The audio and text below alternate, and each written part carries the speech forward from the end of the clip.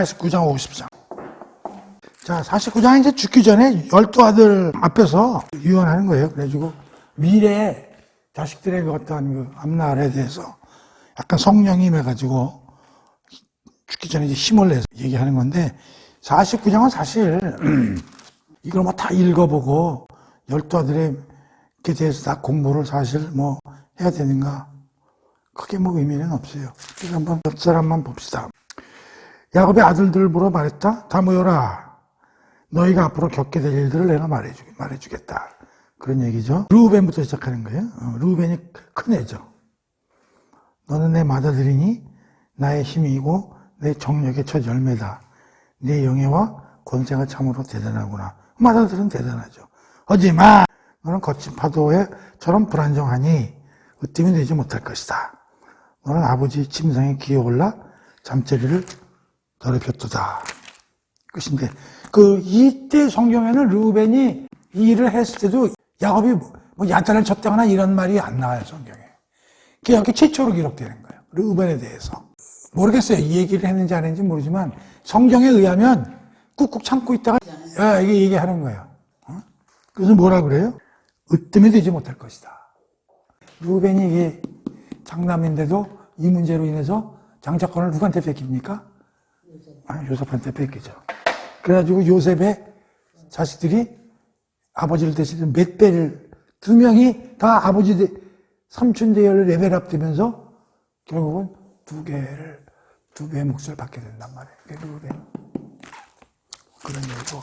그 다음에 시몬과 레위는 한꺼번에 나오는데, 이건 뭐 세겜에서 완전히 도륙을 내는 일에 가담했죠. 7절에 보면 너희가 맹렬한 분노로 설쳐대니 저주를 받을 것이고 하는 짓이 모두 잔인하니 저주를 받을 것이다.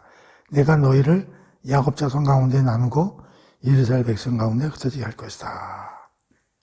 또 어떤 사람들이 아니 이게 뭐 12아들 내놓고 무슨 저주를 퍼붓는 거야? 이게 무슨 저주냐 축복이냐 또 이거 가지고 말이 많은데, 이게 저주의 축복이에요. 그러니까 좀 나쁜 점도 얘기를 하고 하지만 이건 사실 축복입니다. 저주라기보다도. 왜냐하면 12아들이 다 이스라엘 민족의 초석을 이룬 거기 때문에 나름대로 축복받은 친구들이죠. 자, 그 다음에 우리가 봐야 될 것은 8절 유다입니다. 유다. 넷째죠? 우리가 알지만 유다에서 뭐가 나와요? 메시아의 라인이죠. 봅시다. 뭐라고 써있나. 네 형제들이 너를 칭송할 것이다. 네 손이 네 원수의 목더미를 붙잡을 것이고 네 형제들이 네 앞에 절할 것이다. 네 자손 중에 한 사람이 네 원수의 목더미를 붙잡을 것이다. 어디서 많이 듣던 얘기죠? 15장 3절이나 3장 15절이죠. 너는 새끼 사자 같구나. 나의 아들아, 너는 움켜진 것을 찢어먹고 굴로 되돌아가 웅크리고 몸을 누이는 사자와 같도다. 누가 감히 너를 건드릴 수 있으랴. 10절이 이제 동그라미 쳐놔야 돼. 유다는 언제나 왕의 지팡이를 움켜쥐고 있을 것이다. 너에게서 대대로 왕이 나올 것이고 마침내 참된 왕이 나오리니 뭇 백성이 그 왕께 경배할 것이다. 그런데 여기서 여기 이거는 쉬운 성경이라 참된 왕이 나오리니 이렇게 되어 있는데 개역 개정은 어떻게 되어 있어요? 규가 유다를 떠나지 아니하며 통치자의 지팡이가 그 발 사이에서 떠나지 아니하기를 실로가 오시기까지 이르리니 그에게 모든 백성이 복종하리로다. 실로란 말이 나오는데 예수님을 이제 지칭하는 거예요. 그럼 실로가 도대체 무슨 뜻이냐? 그래서 이제 여러 가지 얘기를 하는데 살펴보면 근데 이제 실로의 의미가 첫 번째로 이제 보냄을 받다. 히브리어 낱말을 가지고 쭉 이제 연구를 한 거야. 학자들이. 그때 이제 보냄을 받았다. 이런 의미로 이제 실로가 쓰이는 의미로 이제 볼 수도 있고 또 하나는 이제 아들이라는 이름으로도 이제 그 의미를 부여할 수, 그 사람이 아들. 그런 얘기죠. 이게 어떻게 보면 인자 이런 뜻하고 비슷해요. 세 번째는 이제 평화를 의미하는 샬롬의 의미를 가지고 또 있고 네 번째는 이제 이게 이제 영어로 말하면 관계대명사처럼 무엇을 소유한 자 뭐 이런 의미들로 실로가 이제 쓰인다고 합니다. 그래서 성경에 앞으로 일어날 메시아를 예언하는 구절 우리가 한번 찾아봤었죠. 뭐뭐가 있다고 그랬어요. 창세기 3장 15절. 또 아브라함의 그 너로 인하여 모든 민족이 복을 받게 몇 장 몇 절이에요? 12장 3절. 그렇죠. 12장 3절이잖아요. 또 세 번인데 비슷한 구절인데요. 22장 18절인데요. 크게 읽어보세요. 내가 내 말에 복종했으므로 세상의 뭇 백성들이 내 후손으로 말미암아 복을 받을 것이다. 거기서 내 후손이 뭐예요? 예수라고, 예수. 그 다음에 이번에 나온 거 뭐예요? 49장 10절이죠? 이게 뭐라고요? 창세기에 나오는 예수 그리스도를 예언하는 예언된 귀절이다 이런 얘기예요. 오케이? 그러니까 이 귀절이 유다에게 한 이게 의미하는 바가 크다 그런 얘기요. 여기 포도나무 얘기가 많이 나왔는데 이제 포도나무는 크게 지난번 언제도 한번 얘기해 본 것 같은데 포도나무하고 무화과나무는 무의 상징이라고 성경에 이스라엘의 나라를 상징하는 나무 이름이 뭐라고? 무화과나무하고 포도나무다. 성경에는 포도나무 같은 게 나오면 또 하나님 나라 이런 상징성을 가지고 있다. 근데 이제 우리가 앞으로 이제 복음서나 이런 걸 공부하다 보면은 예수님이 그래요.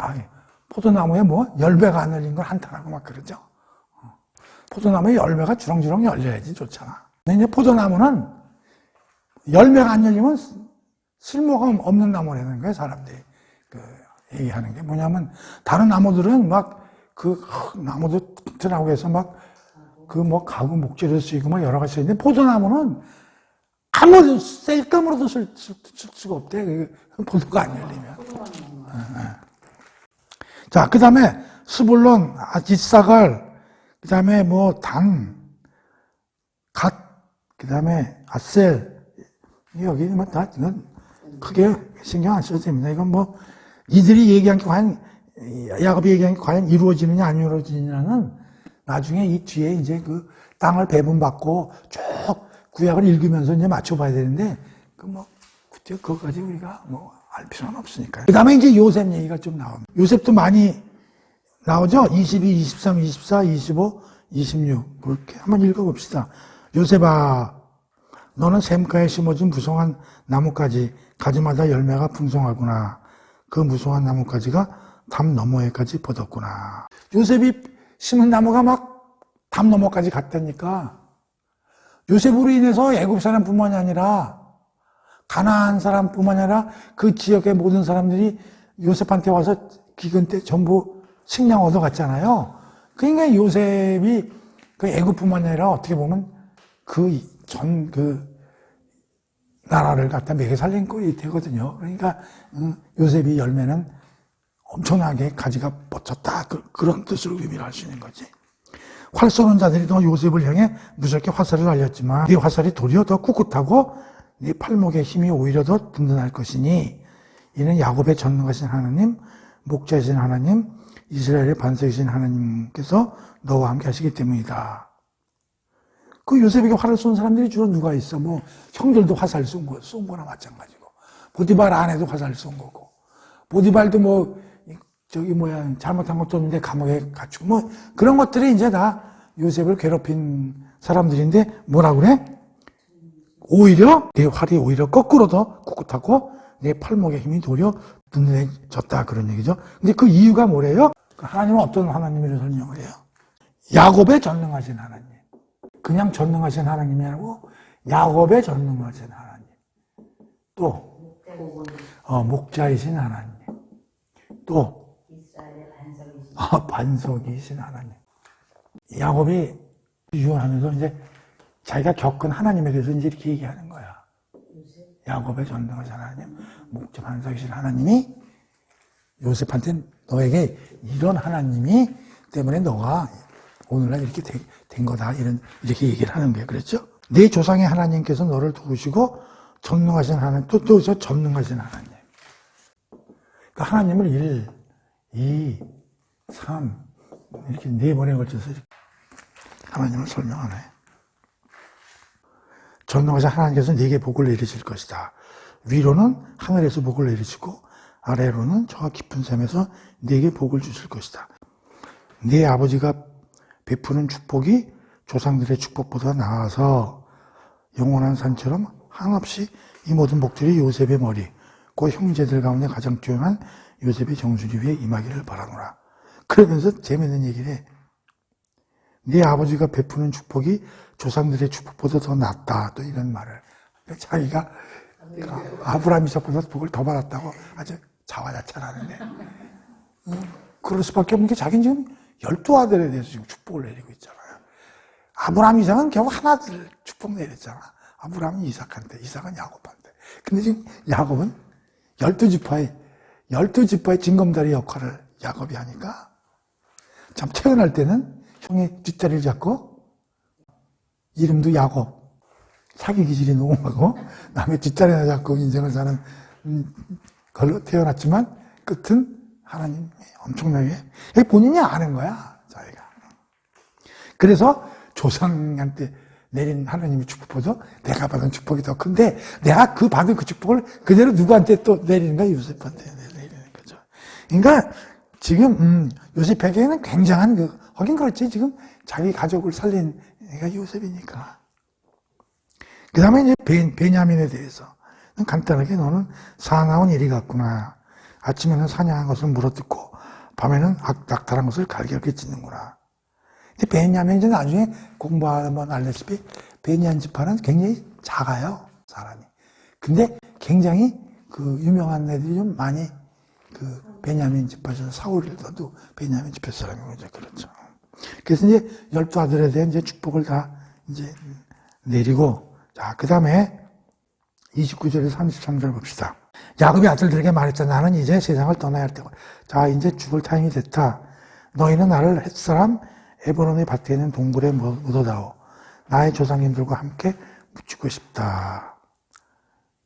그 동굴은 가나안 땅의 마므레 동쪽 막벨라 밭에 있다. 그 밭은 나의 할아버지 아브라함께서 묘지로 쓰려고 햇사람 에브론한테 사신 것이다. 그곳에다 나의 할아버지 아브라함과 할머니 사라도 모셨고 나의 아버지 이삭과 어머니 리브가도 모셨다. 내 아내 레와도 거기 모셨다.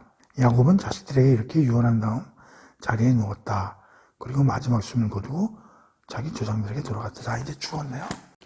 마지막 유언이 뭐야? 할아버지하고 아버지가 묻혀있는 곳에 묻어달라. 막벨라 굴은 어떤 굴이에요? 유일하게 아브라함이 산 거 아니에요. 결국은 하나님이 가나안 땅을 주시겠다고 말씀을 하셨잖아.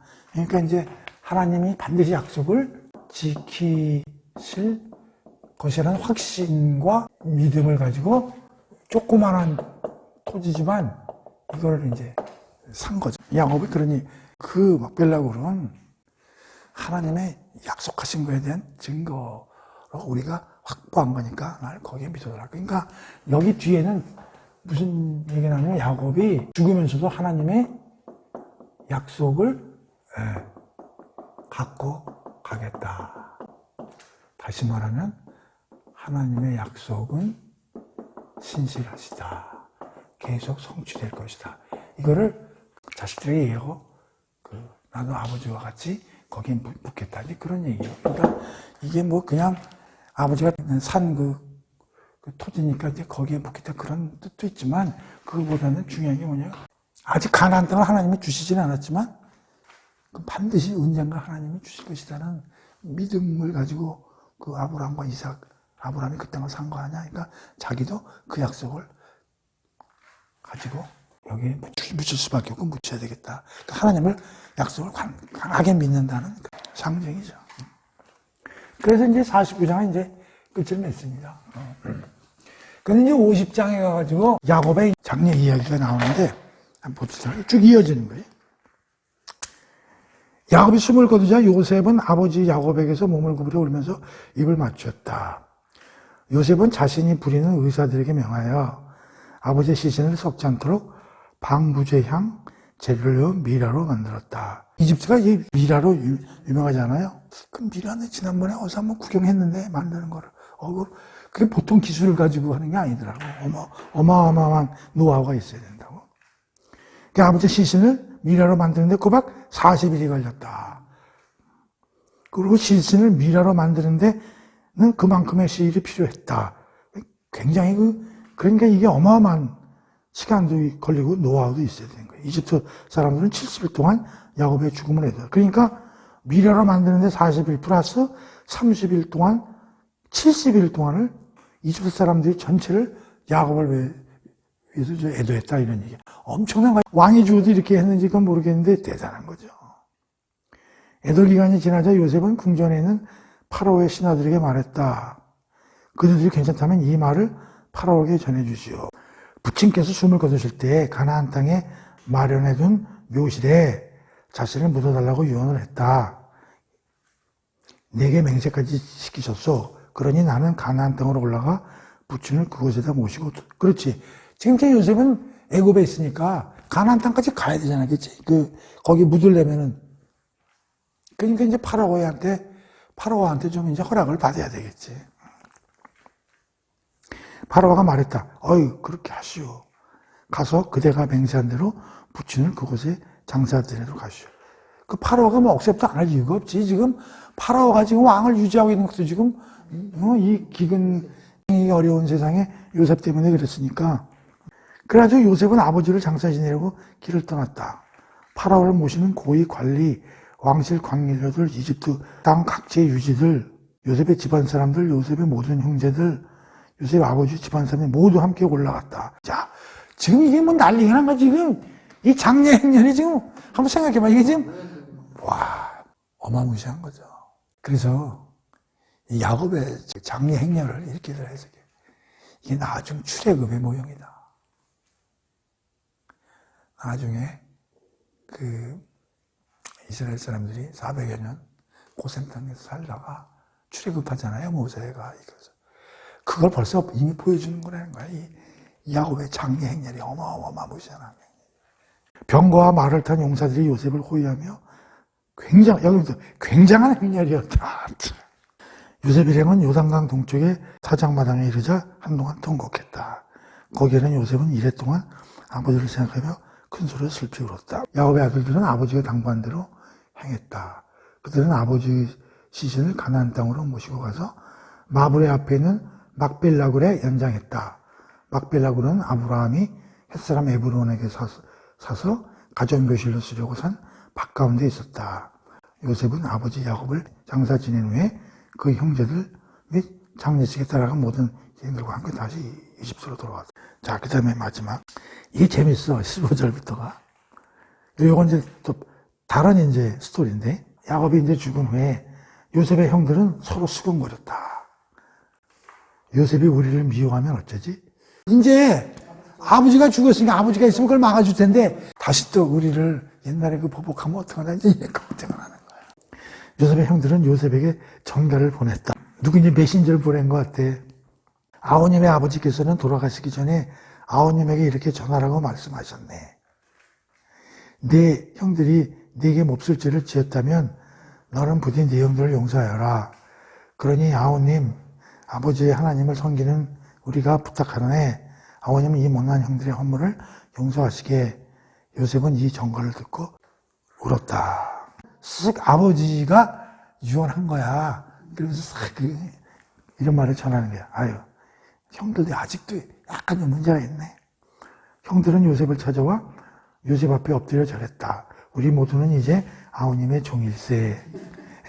요셉이 형들에게 말했습니다. 형님들 두려워하지 마시오. 제가 어찌 하나님을 대신할 수 있겠습니까? 우리 지난 시간에 배웠잖아. 이 사건은 하나님의 사건임을 요셉이 깨달았다는 거죠. 그렇죠? 그리고 이 사건은 하나님이 생명을 구원하리라고 만들어진 일이었고, 그래서 자기가 미리 이집트를 보내준 이유는 하나님이 만드신 일이었구나. 그걸 이제 깨닫게 돼가지고 화해와 용서의 핵심은 바로 그거였다고 이제 지난 시간인가 우리가 공부했었죠. 20절. 이게 또 이제 핵심이죠. 형님들이 제게 악한 생각을 품 것은 사실입니다. 하지만 하나님께서는 오히려 그것을 선으로 바꾸셨습니다. 그래서 오늘날 보시는 바와 같이 하나님께서는 저를 통해 수많은 사람들의 목숨을 구하였습니다. 이게 로마서 8장 28절. 그러니까 난 로마서 8장 28절이 사도 바울이 이걸 보고 그 생각이 나서 쓰지 않았냐 그런 생각도 들어. 로마서 8장 28장 알죠? 유명한 롬팔 이팔. 협력하여 손을 이루는. 그렇지, 모든 것이 협력하여 손을 이루게 하시는 하나님. 근데 여기서 지금 요셉이 그러잖아. 하나님께서 그것을 손으로 바꾸셨다. 그러니 걱정하지 말아라 그 얘기죠. 형님들은 조금 더 두려워하지 마세요. 제가 형님들과 형님들의 아이들을 잘 보살펴 드리겠습니다. 27절 드디어 뭐요? 이 요셉은 아버지의 집안 식구들과 함께 이집트에서 110세까지 살았다. 몇 살 때 그 예굽에 내려왔어요? 17살. 그럼 몇 살을 애굽에서 한 거야? 93년을 애굽에서 사는 거야. 요셉은 에브라임 자손 3대를 모았다. 므낫세 아들인 마길의 자식들 역시 요셉의 수라에서 자랐다. 요셉이 자기 형제들에게 말했다. 이제 나는 죽을 때가 된 것 같습니다. 내가 죽더라도 하나님께서는 틀림없이 여러분을 잘 보살펴 주셔서 아브라함과 이삭, 야곱에게 주겠다고 약속하신 그 땅으로 여러분을 인도하실 것입니다. 그러면서 요셉은 이스라엘 자손들에게 맹세시켰다. 하나님께서는 반드시 너희를 돌아보셔서 약속의 땅으로 인도하실 것이다. 그때 너희는 내 뼈를 이곳에 옮겨서 그리로 메고 올라가겠다고 약속했다. 요셉은 110세에 죽었다. 그래서 사람들은 요셉의 시신이 썩지 않도록 미로로 만든 다음 이집트에서 입관하였다. 자, 이게 끝이에요. 공부 다 했어요. 장세기. 끝이 뭐로 나와요? 요셉의 죽음이죠. 창세기 50장이 끝이 죽음으로 끝나요. 그러면서 요셉이 뭐라 그래요? 나를 묻지 말라는 거예요. 그래가지고 결국 어떻게 되냐? 그 입관해가지고 미랑 입관된 채 몇 년을 보내는 거야? 430년을 보내는 거예요. 그러니까 야곱은 가나안 땅에 올라가가지고 아버지가 묻힌 데 묻혔지만 요셉은 그냥 내버려 두고 430년을 관으로 보관하라는 거예요. 야곱하고 좀 다르죠. 그러고 나서 어떻게 돼요? 야곱의 죽음하고 요셉의 죽음을 비교한 비교. 여기는 모든 사람들이 슬퍼했다. 70일 동안. 그리고 장례 행렬이 어마무시했죠. 그리고 가나안 땅에 묻혔다. 요셉은 뭐요? 슬퍼했다는 말이 없어요. 애도라는 말도 없어요. 그 다음에 장례도 거의 지내지 않았어요. 그 다음에 그냥 관으로.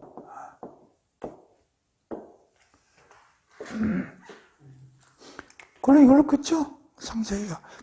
그 파란 만장은 50장 쫙 연결이 돼 있죠. 요셉이 아마 그냥 죽었으면 장례를 어떻게 지냈을 것 같아요? 아버지보다 그 바라오가 가만히 있었겠어요? 뭐 어마무시하게 장례를 치렀겠죠. 그렇죠? 요셉의 그 지위로 봤을 때 한번 생각해보자 이거지. 야, 이거 그 이제 신학자들이 이제 이런 얘기를 하는 거야. 그러니까 여기서 우리는 죽음에 대한 거에 대한 이해도를 굉장히 이 두 명의 지금 죽음 얘기가 나오는데 우리가 첫 시간에 왜 성경을 공부해야 되는가에 죽음이 7대 세계관을 구성하는 7대 요소 중에 죽음이 뭐야? 네 번째죠. 가장 인간이 무서워하는 게 뭐예요? 돈난도 아니고 고난도 아니고 죽음이 죽음. 사람이 죽음 앞에는 무슨 장사가 됐어요. 근데 살아난 사람이 있어요 없어요? 다 죽죠. 요셉도 죽어요. 지가 무슨 총리 아니라 무슨 어마어마한 재물과 권력이 있으면 뭐래. 다 죽죠. 요셉도 죽고 야곱도 죽고. 창세기의 죽음에 대해서 이게 50장의 얘기기 때문에 우리는 죽음이라는 거에 대해서 상당히 생각을 많이 해봐야 된다. 그런 얘기. 인간은 죽어야 된다. 왜 죽어야 돼요? 한 명도 살아나지 못해요. 하나님이 이 세상을 창조할 때는 뭐 사람을 죽이려고 하나님이 뭐 사람을 만드셨겠어요? 안 그런데. 하나님이 그랬잖아. 사과나무. 정령 죽으리라. 그래. 하나님 말씀이 성취되는 거야, 이게. 정령 죽으리라. 그러니까 하나님 말씀에 순종 안 하고, 그래서 죽는 거예요. 하나님 말씀대로 안 살았기 때문에. 다 죽지 않아. 죽으면 살아난 사람이 있어요. 다 죽지 않아요. 결국 죽음의 뒤에는 누가 있는 거예요? 결국 사탄의 유혹으로 인간의 하나님 말씀을 불순종해와. 결국 그거에 대한 결과, 죄가 들어오고 결국 죄의 결과는 사망이다, 이런 얘기죠. 물론 하나님의 일반 은혜로 인간은 100여 살 버티고 살지만 결국은 죽는다. 그런데 야곱도 그렇고 요셉도 그렇고 이들의 죽음은 믿는 자의 죽음이다, 그런 얘기예요. 따라서 이들의 죽음은 죽긴 죽지만 이들의 죽음은 일반적인 죽음과는 차원을 달리하는 죽음이다, 그런 걸 보여준다. 그러니까 이들의 죽음은 뭘 가지고 죽은 거냐면 하나님의 약속을 품고 죽는 거야. 이 야곱도 그렇고 요셉도 그렇고. 근데 뭘 품고 죽어? 하나님의 말씀을 받아들여서 그거를 갖다가 후손들에게 보여주는 게 뭐야? 여기 물어달라. 여기가 하나님의 약속의 땅에 아브라함이 조그만 땅이지만 사놓은 땅이니까 내가 거기에 묻혀야 되겠다. 요셉은 뭐야? 지금 요셉은 앞으로 몇 년간을 더 살아야 될지 모르고 아브라함을 통해서 400년간을 노예 생활을 해야 된다는 것도 전수를 받았고, 그러면서 그걸로 끝이 아니라 하나님은 다시 내가 약속한 땅으로 되돌려 간다는 약속도 받았기 때문에 이 야곱의 관은 뭘 뜻하냐면은 후손들로 하여금 계속 관을 보고 자라나, 이런 얘기야. 이게 하나님의 약속의 증거물이다. 분명히 언젠가는 하나님이 이 관을 옮기실 거를 니들도 똑똑히 봐라, 그런 얘기지. 그래서 이게 언제 성취돼요? 출애굽기 할 때 드디어. 이게 출애굽기 몇 장에 나오나? 자, 13장 19절에 보면 모세는 요셉의 유고를 모시고 갔다. 요셉이 생전에 이스라엘 자손들에게 맹세로 단단히 일러두기를 하나님께서 너희를 돌봐주실 일이 반드시 있을 테니 그때 너희는 내 뼈를 여기에서 옮겨가다라고 말했기 때문이다. 결국 430년 뒤에 이스라엘 후손들이 야곱의 관을 들고 요셉의, 잠깐만, 요셉하고 야곱이 헷갈려, 이게. 자, 그래서 결국은 뭐야? 요셉의 관이 의미하는 바가 뭐냐? 요셉의 관이 의미하는 바가 뭐냐? 왜 내 관을 묻지 말고 그냥 미라로 해가지고 그냥 산채로 보관해 놓으라고 했는가? 좀 이해가 돼요? 400년 동안 사람들이 하나님을 봤어요. 뭐 약속을 들었어요. 후손들은 모를 거 아니에요. 그게 뭐예요? 야, 우리 조상 요셉이 국무총리를 했는데 우리 조상인데 400, 저 관을 저렇게 그냥 묻지도 않았네. 그 이유가 뭐예요? 언젠가 하나님이 말씀하신 약속의 땅으로 우리 민족은 돌아갈 거다. 그 관을 보면 그 생각이 나는 거야, 그 후손들이. 하나님이 약속을 돌아가게 해주신다구나. 근데 드디어 성취가 되는 거죠. 그래서 이제 우리 크리스찬도 그 하나님의 약속을 요셉같이 자기 자식들이나 주위 사람들에게 증거물 하나씩 만들어 놓고 죽어야 되는 거 아닌가, 이런 생각이 드는데, 그것이 각자 다 틀리겠지만 뭐가 될지 그건 모르겠어요. 나는 모르겠고. 그래서 이게 그 창세기 50장의 결말이 두 사람의 죽음으로 끝을 맺는다. 그 창세기 50장의 핵심은 뭐냐? 12아들에 대한 예언을 했는데 그 중에 중요한 건 유다. 그래서 메시아가 나올 거라는 예언이 중요하고, 요셉은 복 받은 거는 그건 크게 다시 얘기할 거고, 두 번째는 야곱의 죽음이 어마어마하게 성대히 거행되는데 그것은 나중에 출애굽의 모형이다라는 거하고, 세 번째는 야곱이 죽자 요셉의 형들이 두려워서 동생에게 우리가 잘못했으니 용서해달라는 그 정말을 하는데, 그때 요셉이 뭐라고 그러냐면 이 모든 사건이 하나님이 다 계획하신 사건이다. 따라서 그거를 확대 해석하면 창세기 모든 50장뿐만이 아니라 성경에 나오는 모든 전 사건이 누가 다 계획하고 오퍼레이팅 하는 거야? 하나님이 하시는 사건이다. 그다음에 마지막 요셉의 죽음으로써 죽고 날 묻지 말고 관으로 그냥 보관해라. 그것은 뭐야? 하나님의 약속이 얼마나 완벽하고 성취되는 것을 후손들에게 보여주기 위한 하나님의 약속에 대한 증거물로서 자기 시신을 그렇게 후손들에게 예언을 하고 죽는, 그게 창세기 50장을 공부하면서 우리가 좀 머릿속에 넣어야 될 주제다. 그런 얘기예요. 그래서 오늘로서 창세기는 끝!